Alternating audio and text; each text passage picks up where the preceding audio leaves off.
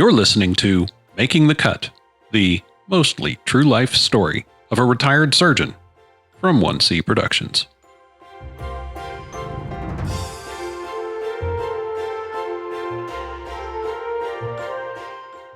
Hi, I'm Rebeca Seitz, founder and president of 1C Productions, where thoughtful entertainment comes alive. Our content, like the show you're about to hear, sometimes includes mature themes and subject matter. This may be offensive to some listeners. It is only intended for mature audiences and has been categorized accordingly. While 1C does not present this material in salacious form, we do include it as the relevant and important story element that it is. I invite you to learn more about this show and other 1C content at just1c.com. That's JUSTONEC.com. And now it is my honor and joy to bring you Making the Cut.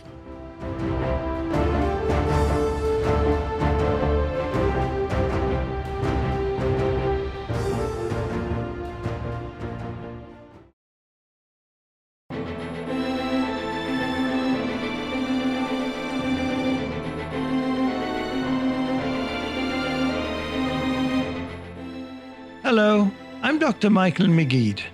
Making the Cut reaches beyond the personal to convey something of the people and places during my medical training in London. I lift the veil on the rites, rituals, rules, and language of medicine, especially surgery. There were powerful forces agitating for my defeat and failure. But before we get to that, there are two critical factors to establish a person's self-identity, and they are place and parents. I had neither. This is the story of my search for identity and belonging, despite not having these two important anchors. My first memory of mother, well, not being quite a mother, happened when I was about 3. We lived in Cairo, the land of my birth.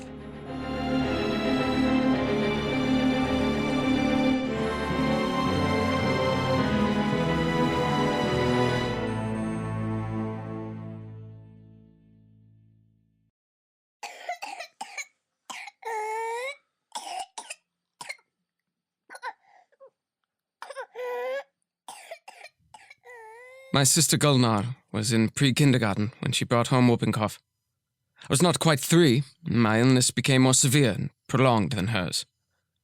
One afternoon I awoke from my nap in my darkened room, panicked with a heightened sensation of asphyxiation, unable to cough up the thick plug of phlegm. Mother finally came to pick me up, banged on my back to loosen my congestion. I began to cry, scared by my inability to breathe easily. Incensed at Mother for taking so long to come to my aid, I lashed out at her. She dropped me into my crib and walked away.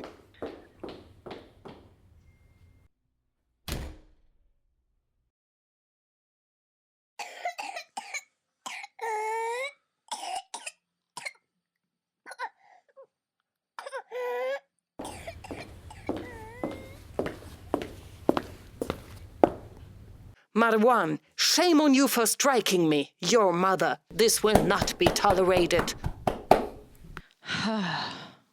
A year later, Mother's tendency toward rebuking me for things beyond my control came about again. My parents had gone shopping and left Gulnar and me to play under the care of our servant, Bajita, who was about 11 years old. My sister's play progressed from dolls to doctor, in which we indulged with curiosity. You will be the doctor, Marwan. Listen to Bajita's heart. Being younger, I obediently took the toy stethoscope and applied it to Bajita's chest. Lie down, Bajita. Take off your shirt. Now, Marwan, use the iron and flatten her chest.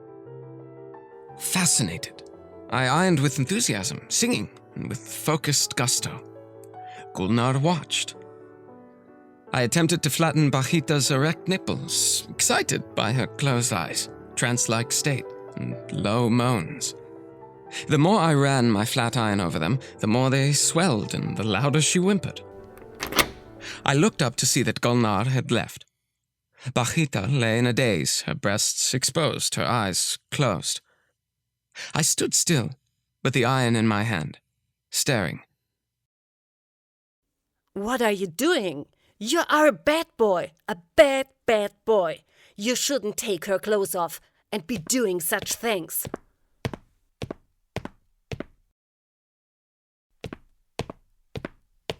Daddy merely glanced at me as he headed to his study. Did he also disapprove of his son? I felt intense shame from the harsh reprimand, and confusion as well. We were just playing. Gulnar smirked, maliciously triumphant, from around the corner for the walloping Mother gave me. My report card arrived in May. In June, 3 custom-made wooden sea trunks appeared. They stood end to end along the wall of the entrance hall, each having individually fitted cotton-filled seats with fabric hanging over their sides, camouflaging their purpose. Since Bajita took me to school, it freed up Mama to pack. We are going by ship to visit your grandparents, Mutti Marta and Vati Wilhelm. I heard what she said, but I didn't understand. It seemed that I had another set of grandparents from another world.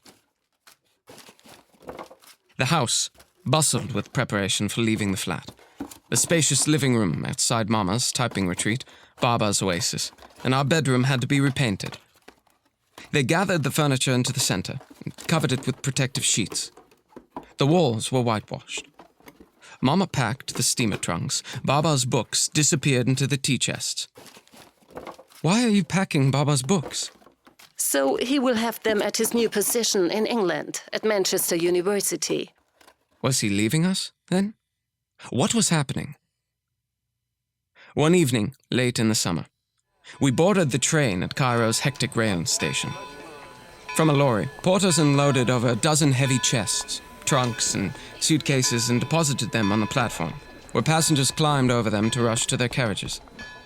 During the chaos, my uncle supervised the collection and corralled the porters to ensure that a precious trunk did not disappear in the confusion, a common occurrence. Once settled into our compartment, we waved goodbye to our uncles as the train eased out of the station.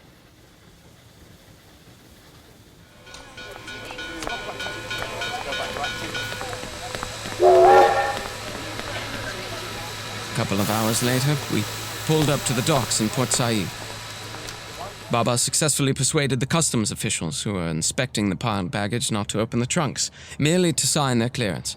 In the maelstrom, I was surprised to spy Tante Mustakima, Tante Suad, and Tante Sana waiting quayside with bouquets of flowers and a box of Belgian chocolates. Imagine them burdening us with these items. She chucked them overboard, into the sea. A motorized launch chugged out into the dark waters of the Suez Canal, taking us to a troop ship on its way to England from India, crammed with victorious, demobilized World War II troops. As we got underway, Baba and I stayed at the rail, with his arms around me. I watched the lights of Port Said become distant and fainter. We disembarked 10 days later in Liverpool. We left the ship in the late evening gloom, engulfed in a blanket of sooty industrial smog that I could taste. Gulnar and I wore heavy overcoats with scarves, all new to us. The train was already quayside. The intermittent cones of station lights barely pierced the swirling murkiness, setting the ghostly coaches a shimmer. Mama hoisted me into the train, pushed me along its corridor to an empty compartment. She sat by the window, her back to the hissing steam engine. I lay with my head in her lap, stretched out along the seat, and fell asleep. I awoke hours later, disoriented and cold as we pulled into a poorly lit station. Baba rose to open the compartment's small ventilation window, searching in vain for the station name. It looks like Cadbury again. He pointed to the adverts everywhere for the tasty chocolate. The real station names had been removed during the war to confuse German spies and had not yet been replaced. Mother smiled at his joke. We finally reached Manchester, in the middle of the night. Baba took his bags, kissed us goodbye, and left us, without an explanation. We sleepily changed platforms and boarded a packed Harwich-bound train. Where were we going without Baba? In the overcast dawn of Harwich Harbour, we boarded a troop carrier laden with tanks. We were the only civilian passengers among the milling troops.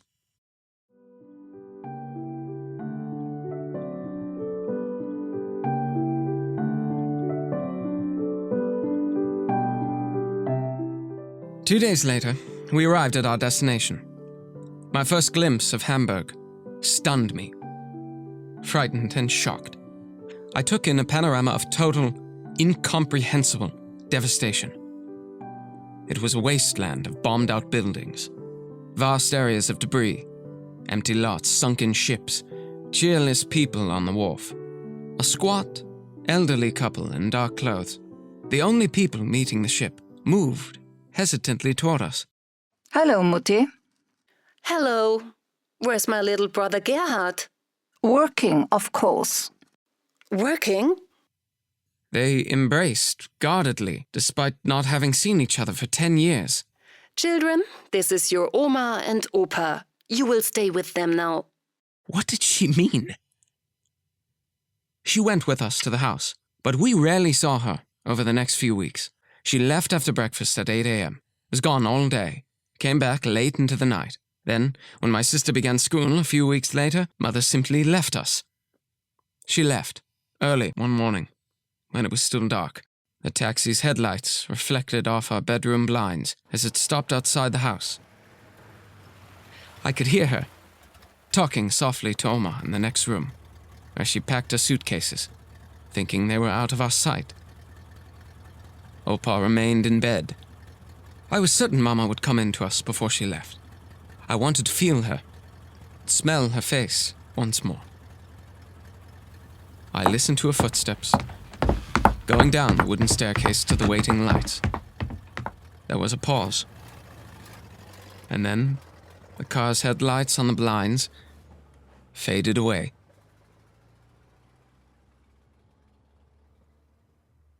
Mother's desertion left me with a gaping hole, howling loneliness, and a longing that rippled through me. A mortal wound. There were no explanations from her, or these new grandparents whose language I did not speak. None. Coerced by my Opa to survive the trauma of abandonment with its accompanying anxiety and depression, I began transmuting into a proud German boy, completely forgetting Arabic. Life here at my German grandparents' home was serious and regimented at all times. Breaking the rules or showing too much emotion incurred swift and harsh punishment. Life was so unbearable that Gunnar wanted me to run away with her. I didn't agree. Gradually, I came to accept my new place in life. When Oma slipped on icy pavement one day and broke her hip, I realized how much I needed her and Opa to not die. Who would take care of us then? I drew closer to her, and she, in arm's-length fashion, allowed me. She began sharing family stories with me after Abendbrot, supper, sitting alone, just the two of us at the kitchen table while Opa stunk up the place with his cigar in the closed-door living room, and my sister occupied herself elsewhere. I slowly accepted these stories as my own family, my German heritage.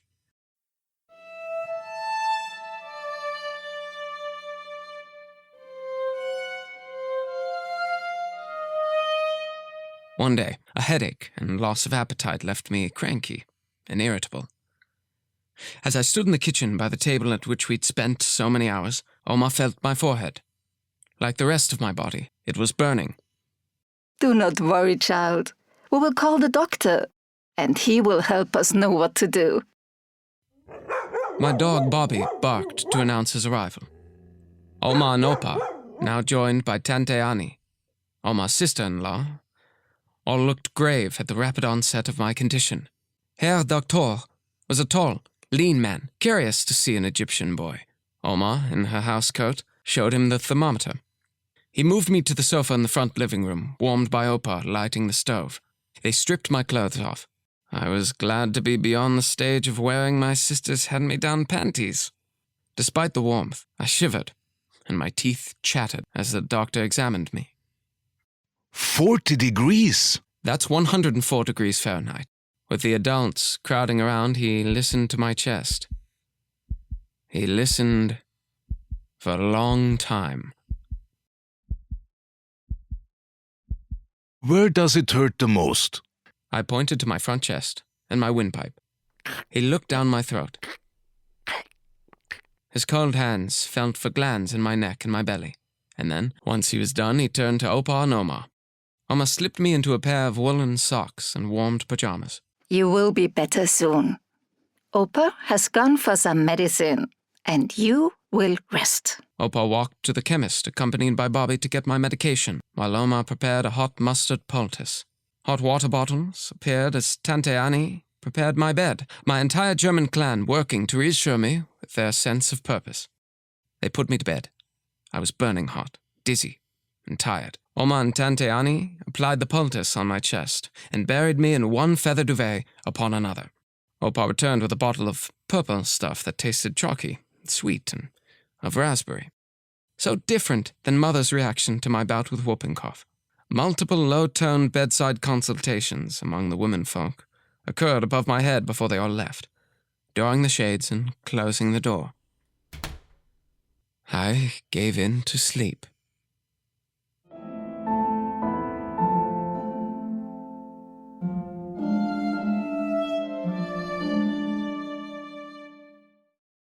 I awoke soaking in sweat, lying on soggy sheets and pillowcases. My pajamas were dripping, my hair matted. The room had grown dark. Oma! Oma came at once, began to peel off the covers and mop the beads of sweat from my face. Your fever has broken. You will be fine now.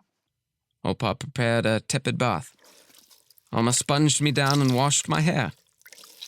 After changing me into dry clothes, she gave me something to eat and drink, followed by another tablespoon of the chalky medicine. I relaxed. Things would be okay now.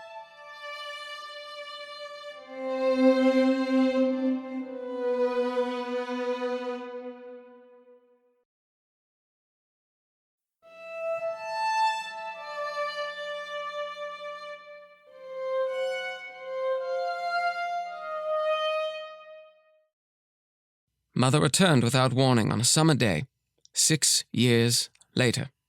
She had visited a handful of times in those 6 years, returning to a routine of being gone from early in the morning, all day, and returning late at night. But on this trip, Mother had an announcement. You and Gulnar will return with me to Manchester, England. I heard the words, but her message was meaningless. Why would I leave Oma and my dog Bobby to go to England? That was no place for a German boy. What was the sense of this? I had gotten to know some of my extended family, Tante Irma and Tante Elsa, and Frau Beckmann, our downstairs White Russian neighbor. Why would I want to leave all this? My mother must not understand that Wedel was now my Heimat, my motherland, where I belonged. Oma was now my mother, the other significant woman in my life, my steady beacon. My protests went unheard. Mother wrenched Gulnar and me from the now comfortable folds of our nurturing Oma and took us to live with her and father in Manchester. Over time, and with the help of my new teacher at Burnage Preparatory School, Miss Hedwig, an older German lady, I learned Queen's English and transformed into a British schoolboy. I forgot German, letting it slide into the same dustbin as Arabic had years before. I soon made a friend named Andrew. He invited me over to his cozy house after school to play and often to stay for dinner. I liked the harmonious family environment. After school, we lay on his bedroom carpet, poring over the Eagle, looking at the colorful pictures of Dan Dare, with Andrew reading to me about the exploits of the Green Martians. Mother signed me up for the Brotherhood of British Scouts. I joined the 2nd Wally Range Wolf Cub Pack. The very word, brotherhood, excited me, with its promise of purpose and belonging. As a cub, I wore a smart green pullover with a triangular yellow neckerchief, shorts, and knee-length woolen socks. Mother did not think I needed a special Boy Scout belt, which all the other boys had and I so much wanted.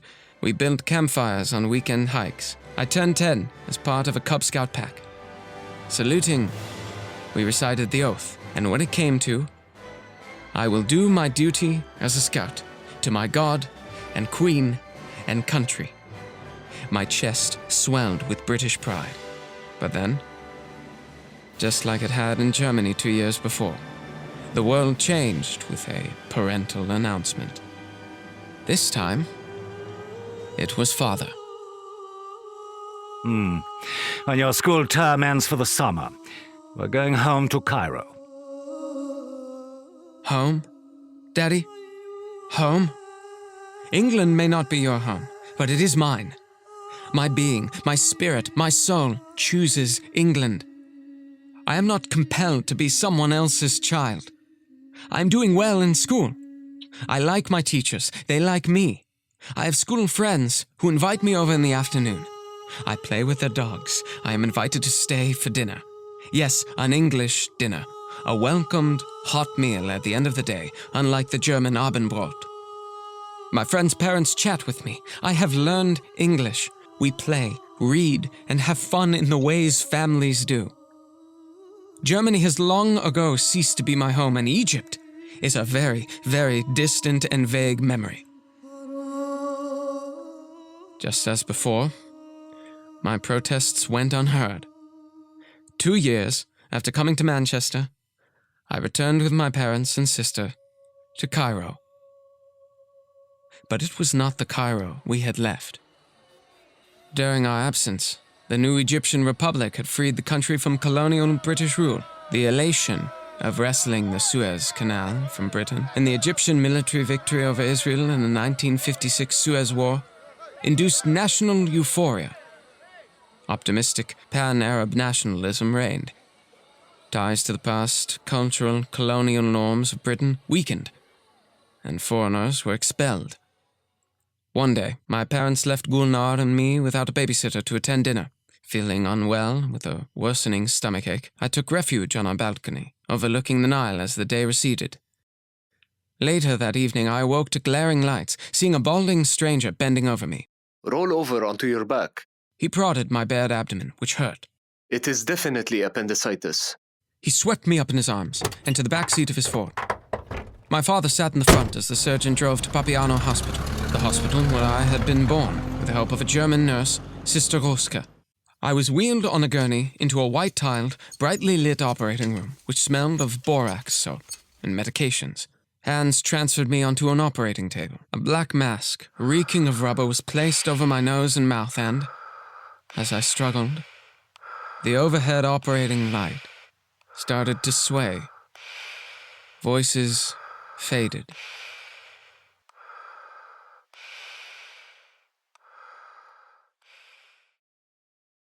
I awoke from an anesthetized sleep around 2 a.m., smelling and tasting ether, which made me vomit.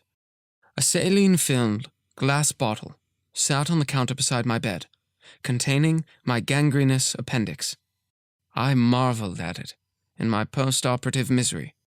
How wonderful it would be, I thought, to help sick people become better. Perhaps I should become a surgeon. I struggled to readapt to my Egyptian heritage, though.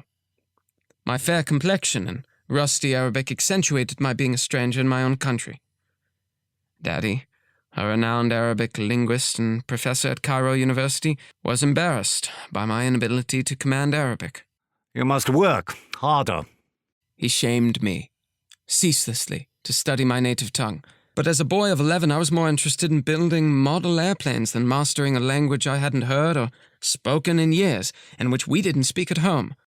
Eventually, my parents transferred me to the private English school in Cairo. It was the first co-educational school in Egypt, and was the Eton of the Middle East. The school emulated the British public school model, which means a private academy. It was set in well-tended grounds, with its own playing fields and even a roller skating rink for the juniors. The grounds also included squash courts, a fully equipped gym, track and field facilities, as well as a cricket pitch, all encompassed by manicured English lawns and groves of eucalyptus trees. It was a jewel set in the middle of the politically and militarily tumultuous Middle East. I sat in the second row in my classroom, at my own desk, paying keen attention, happy once more to be in an English-speaking environment.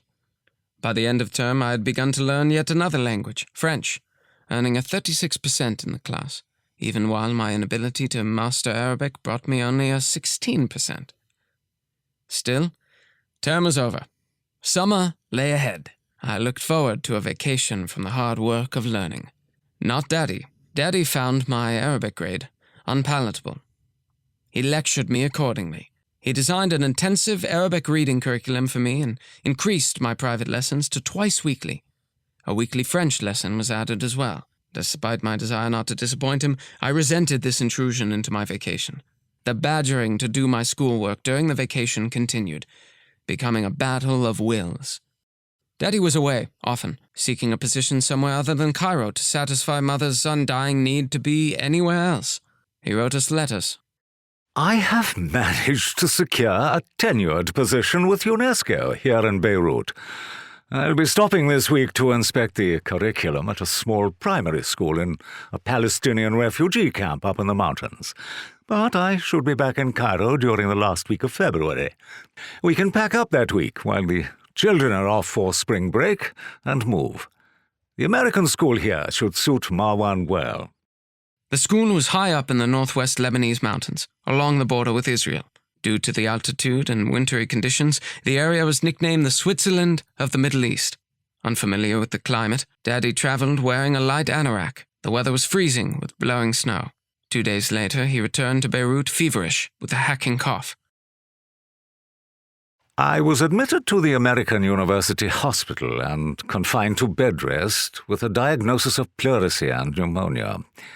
The doctors have started antibiotics. Do not worry. I am tired and must rest. I will write you daily as things progress.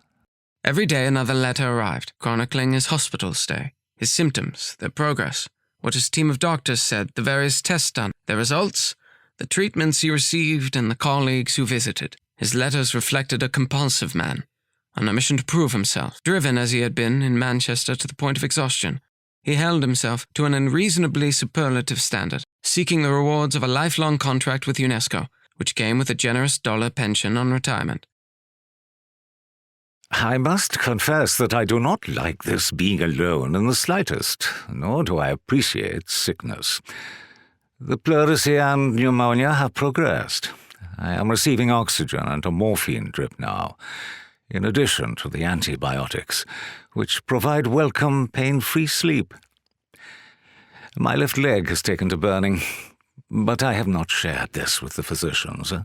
They would only find it an excuse to keep me here longer, or worse, pass the word around, and I would soon find myself without the UNESCO position. 5 days after his hospitalization, his letter was more cheerful. At last, I can write you with good news. The doctors have tapped off some of the fluid from my chest. I feel much better, and I can breathe easier again. In my euphoria, I decided to tell the doctor of the burning in my left leg. It has grown rather heavy, aching and burning. I wondered if perhaps he had a trick to ease that as well. He attributes it to muscle strain, though, from my trying to ski while in the mountains. The bed rest should give it the time to heal before at last I can return to you. Earlier, at the spring term, I had managed 33% on my Arabic exam, reflecting loss of learning during the Christmas holidays, where there was no consistent tutoring. This dismal result would have displeased Daddy had he been in Cairo. With the resumption of regular home lessons, I could improve my grade in the upcoming midterm examination before Daddy arrived. Mother, though, must have transmitted the poor grade to Daddy. I pursued my studies with twice-weekly Arabic tutorials, unaware of Mother's ratting me out. When midterm approached, I scored a passing grade of 65%. This pleased me immensely. Surely, Daddy too would be pleased when I would tell him upon his return, without necessarily mentioning the initial disastrous score.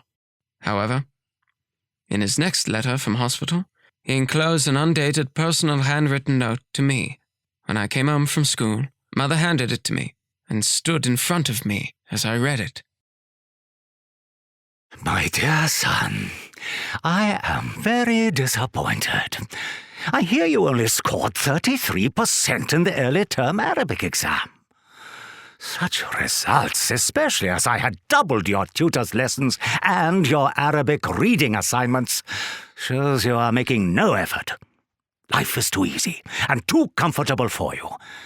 If you had no father, you'd not only make an effort, you would have to struggle, like I had to as I grew up. And your life would be different.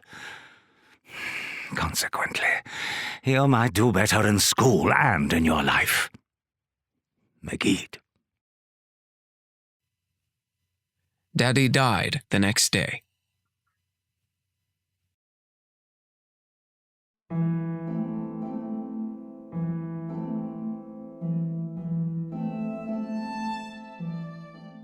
Now, as a 75-year-old man, it isn't the aches and pains that keep me awake at night, but remembering the outrage I felt when I read this letter. It was an unjust accusation. I had worked hard to learn Arabic and wanted my father to be proud of me. Now I did not have the chance.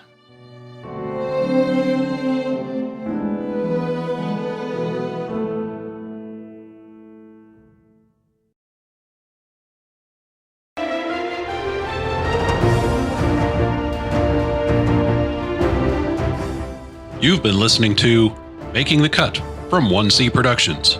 Today's episode was co-written by Michael Meguid and Rebeca Seitz. Noah James played Michael Meguid. Other roles were brought to life by the voice talent of Michelle Tischer, Nuha Almadani, James Smiley, Irene Budashevsky, Roman Colmer, and Joe El Haj. Rebeca Seitz produced and directed. Audio engineering provided by Zisher LLC. Learn more at makingthecutpodcast.com.